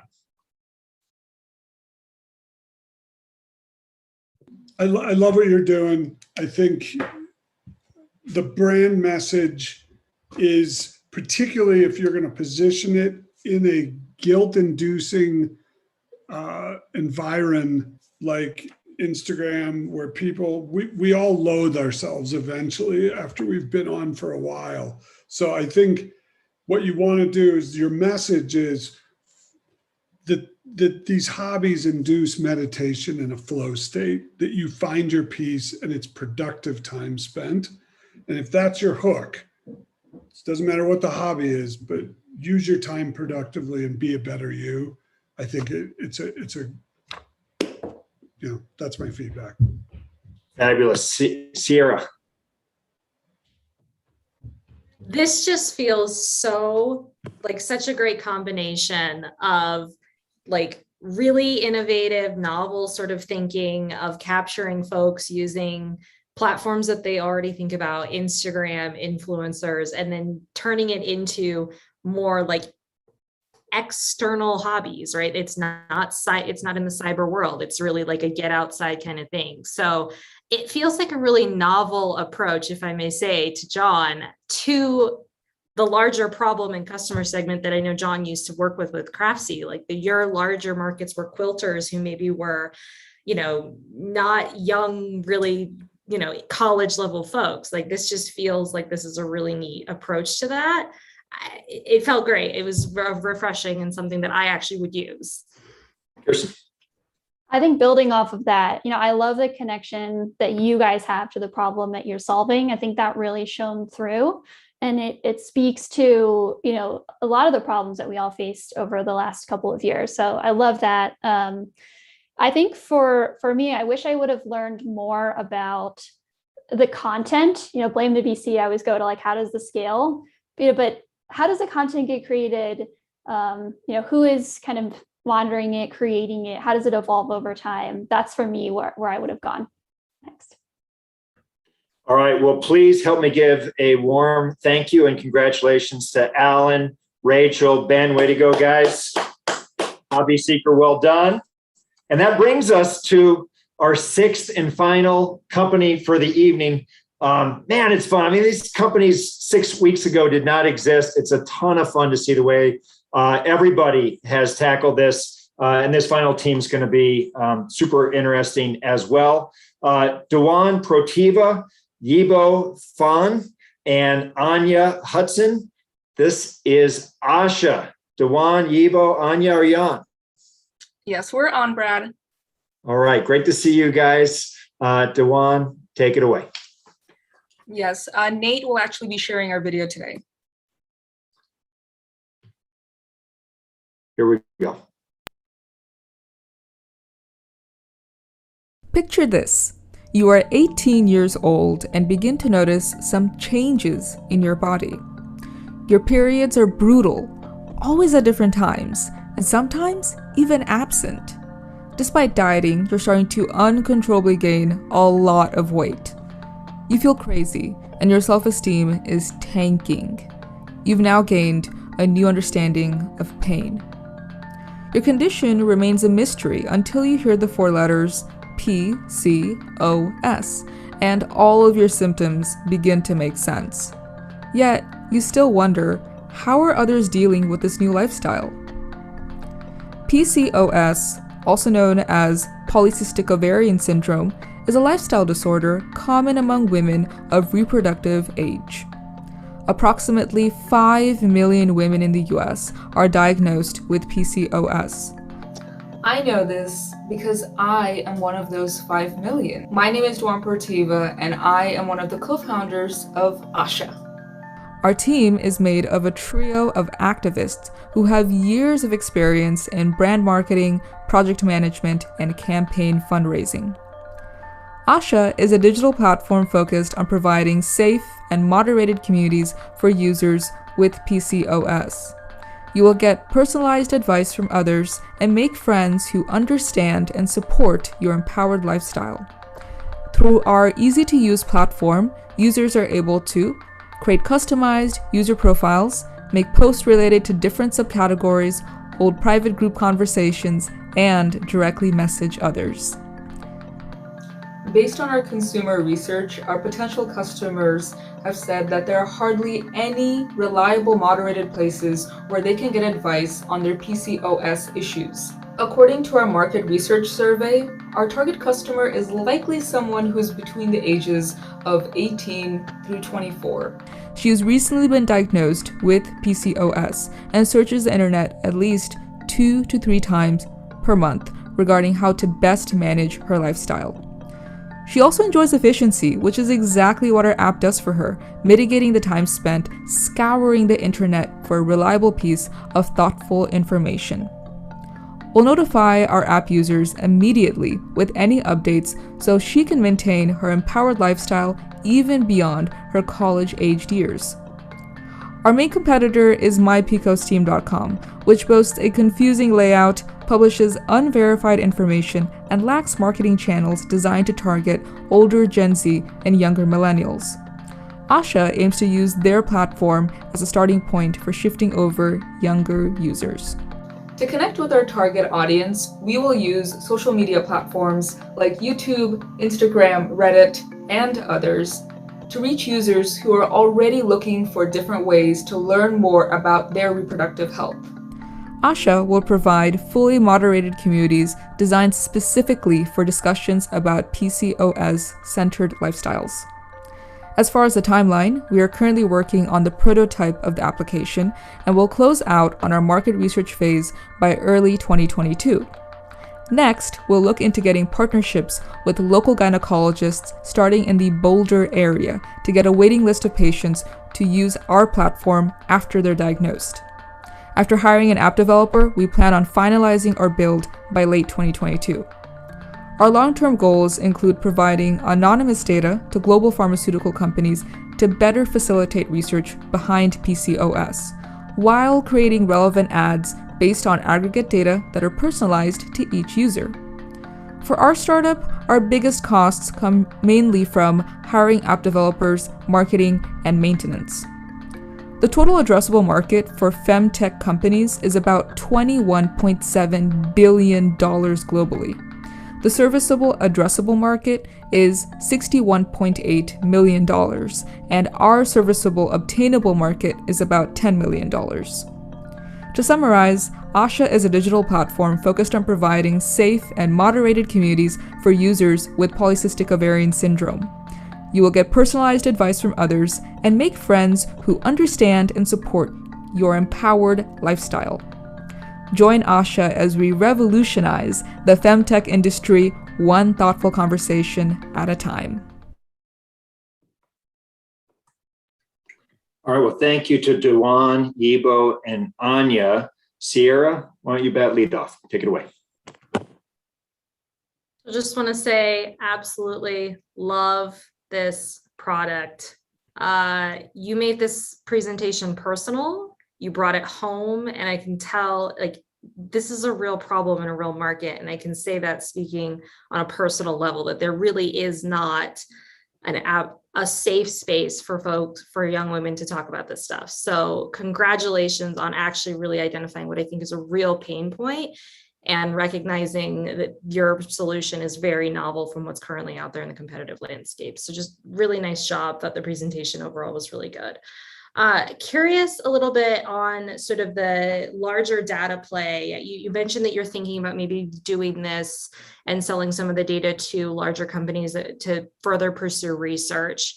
Have you thought at all a little bit about some of the legalities around HIPAA and some of the content, like how you would think about having to anonymize that data to be able to deliver it to those folks? What barriers would you have there? Anya, do you want to take that question? Right. So with HIPAA, the only we're not taking any sensitive medical information from the profile or the users. The only information they're essentially going to give us is their birth date and the date of their diagnosis. So the data that we would be giving, selling, would just be in terms of their age and when they're diagnosed.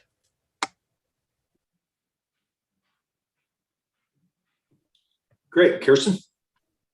Yeah, echo Sierra, love what you guys are doing. Nice job on the presentation. My question is around, I guess, two parts. One, you mentioned protecting sort of the integrity of the information that lives on the platform. So I would love to hear more about sort of your thoughts on how you plan to do that.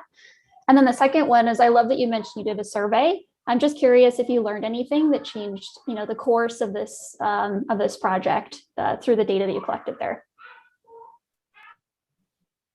Ibo, do you want to take that question or should I take it? Duan, why don't you take it away? Okay, thank you. So based on our survey, what we learned is that, first of all, our target demographic is very young. A lot of the people that answered the survey were between the ages of about 18 through 29. And the reason why we sort of focused on 18 through 24 is because at that point of a woman's life is really when, these polycystic ovarian syndromes start popping up, and, she can actually sort of reverse those symptoms if she acts quickly enough. And that's why we did not go after an older demographic, like say 30 plus.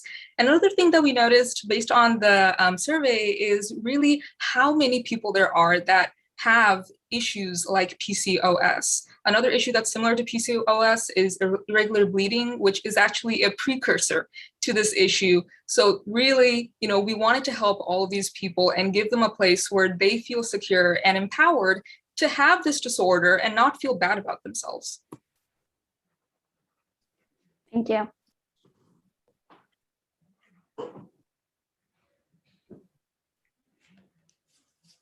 John?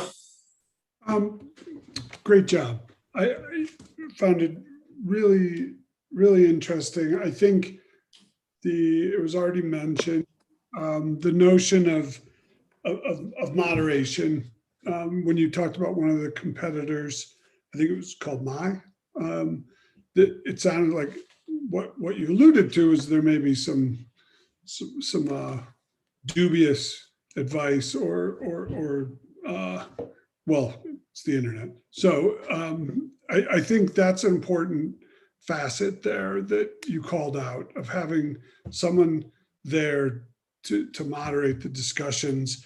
I feel like the medical community, getting them on your side at diagnosis, if someone could be handed a card that said, hey, here's your diagnosis, there's a lot of people who've learned to live with this, and you can connect with these folks and help yourself through. And then that model and this app build can then be cloned, because there's 20 or 30 other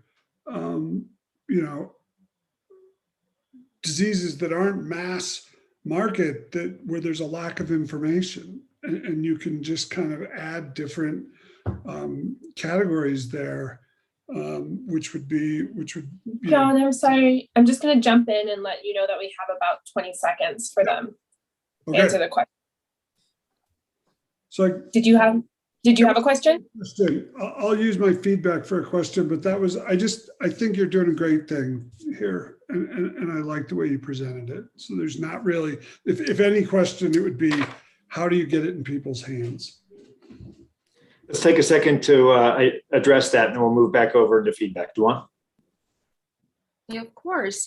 In the presentation, we talked about how we would get this in people's hands, and really we would acquire different people through social media platforms. Since we noticed that since the population is very young, we would need to target Instagram, YouTube, Reddit, and even TikTok to try to get this app in their hands and really get them talking about this sort of niche field in the medical area. All right, excellent. Before we congratulate and thank the team, Sierra, 30 seconds feedback.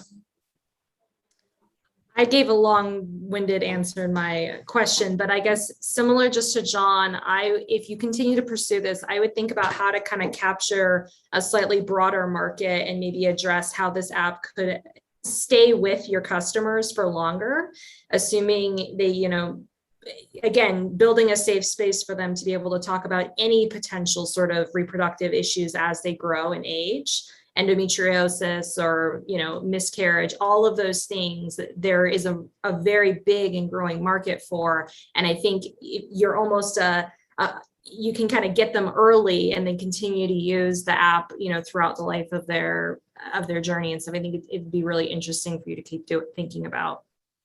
Great. Kirsten? Yeah, I love the community-based approach. This being able to kind of take control over something that you might want to remain private about in your group of friends, but you get to find this community online. I absolutely love that, and echo a lot of the judges' thoughts as well. I think for me, where I would spend more time thinking is around monetization, and how do you do that in a way that keeps the integrity that you want of this site. I almost wonder, is this a nonprofit, that gets funded through, grants? That's where my mind goes, or, does there need to be a monetization? So just to make sure that the monetization is in alignment with the ethos of the organization. Yeah. Do you want me to go, Brad? Yep, go ahead, John. Yeah, and don't underestimate how vague physicians can be because of time constraints, and how lost and scared people can be, and that they're willing to pay to talk to an expert. And so I like the community element a lot, but I also feel like, back to the moderation question, and having someone with expertise to be on there, publish articles, tips, advice. You may have a paid app on your hand, and you may not have to support it with advertising. All right, please join me in a rousing thank you to Team Asha. Great job, guys. So, Brad, before we move to deliberations and everything, I just want to highlight Dawn for a second. She's been working really hard on her own program called Girls to Industry, trying to build the entrepreneurial community and build a space for women as well. So I do want to highlight that as well. I love it. All right. Here's where we're going. So we, the judges, are going to take 10 to 15 minutes to deliberate in a separate room, where Lily and Sarah are going to take things as first. We've got an audience choice award, and I think we're at peak audience right now. So the teams have done an outstanding job of getting people here at the right time. So audience choice. And then there's going to be some discussion about the program and reflections, and especially since there's so many people who are very close to the team members tonight, I think that'll be interesting. And then we'll come back with the awards no later than 7:50 Mountain Time. Judges, the link as to where we're going is in the chat. I will see you there. And Lily and Sarah, over to you. Definitely. And Matthew's giving his little endorsement too in the chat. Thank you guys so much for being great students and great participants this year. I know it's more Zoom, but hopefully we'll see at least the CU students in person on campus. And for those of you that aren't in-person CU students, you have to come visit us in Boulder too. Brad is ready to rock the award. So I'm going to invite Brad back and let him announce. And Brad, Nate does have the results also for the Audience Choice Award as well. Okay, well, Nate, I'm going to turn to you after giving a shout out. First of all, thanks to everybody who joined tonight. The Zoomiverse is really a second best world. This group, as you guys have seen, has made the best of it all year. And I really appreciate everybody, colleagues, family members, friends, join in really honoring the work that you guys saw involved tonight.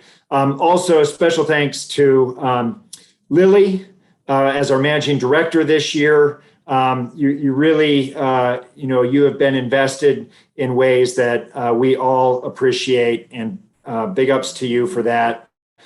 Sarah, you have been the backbone of this program for many years now.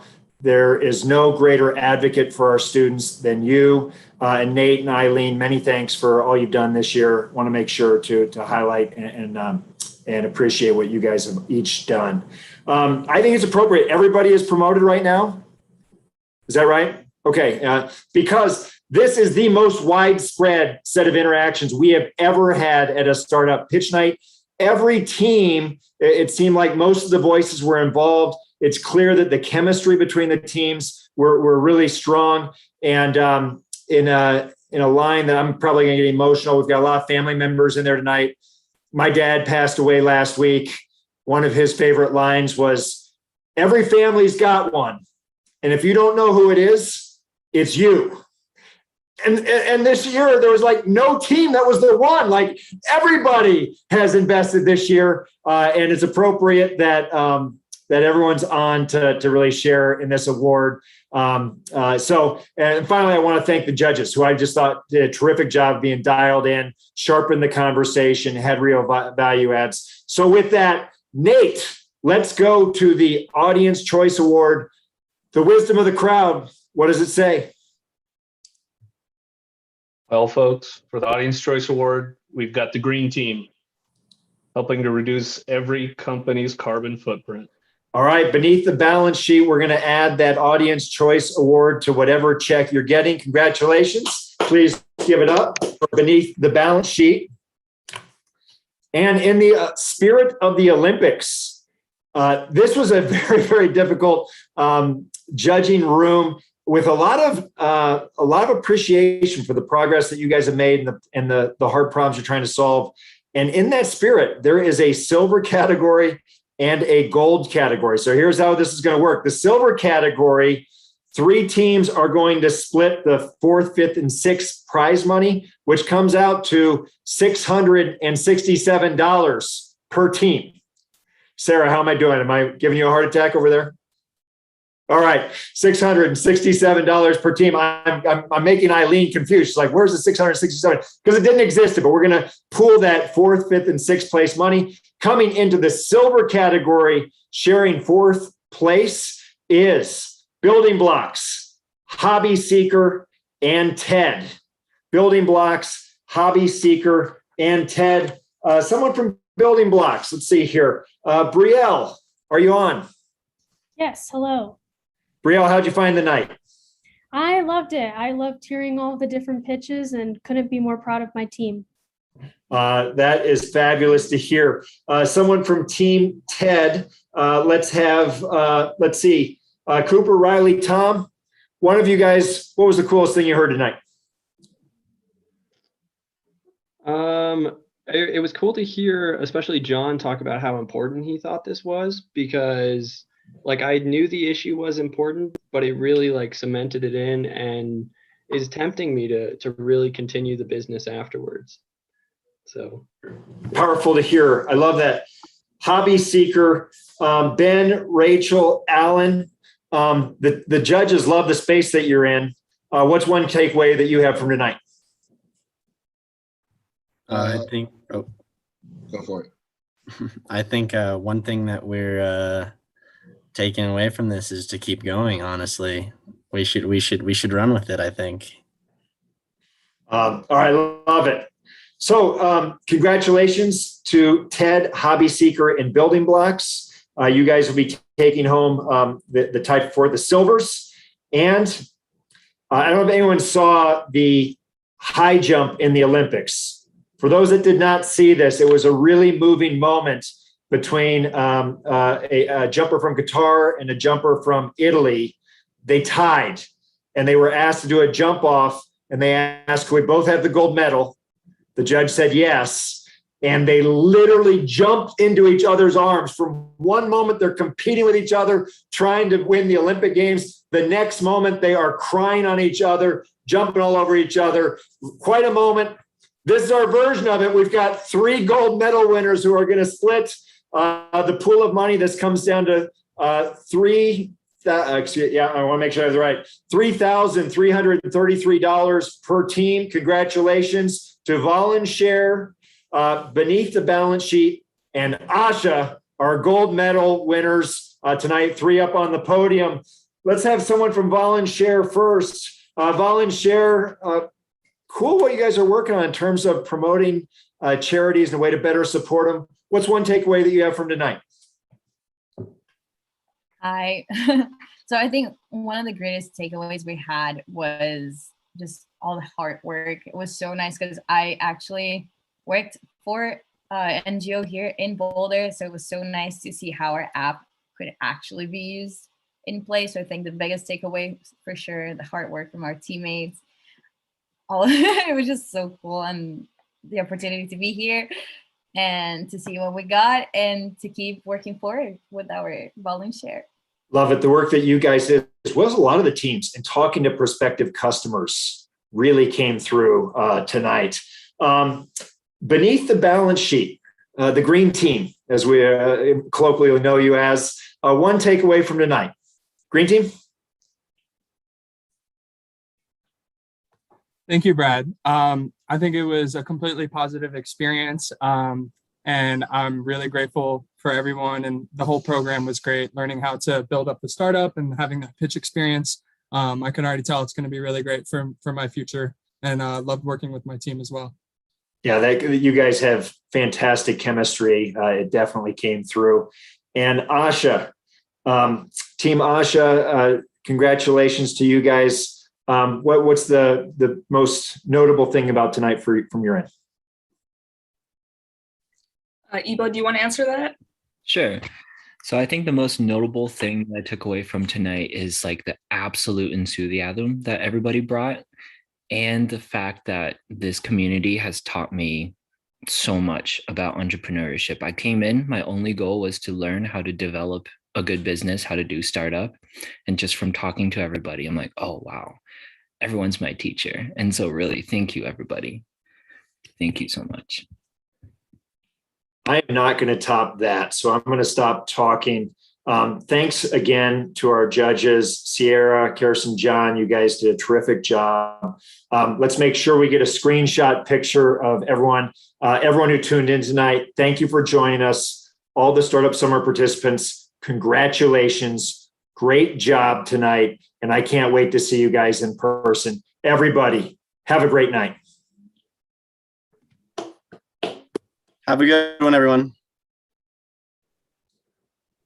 See ya. Bye-bye. Thanks, everyone. Thanks, guys.